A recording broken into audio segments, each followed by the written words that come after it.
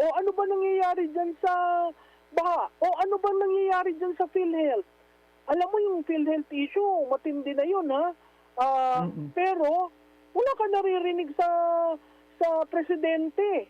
O sino magko-command? Hindi ba tayo ay presidential-centric form of government na lahat nakaatang sa Pangulo ang decision-making? Abay, tahimik siya doon sa PhilHealth. Tahimik siya dyan sa flood control. Nagkabali-baliktad na. No? I want to address Senate President Chis Escudero na sinabi niyang wala daw flood control. Ay, tingnan ho nyo, 2003 pa ho yung flood control eh. 2003 pa yan. Ang dami ring may ADB, may World Bank, may AIIC na mga loans na ating pinipirmahan para lang mapaayos ang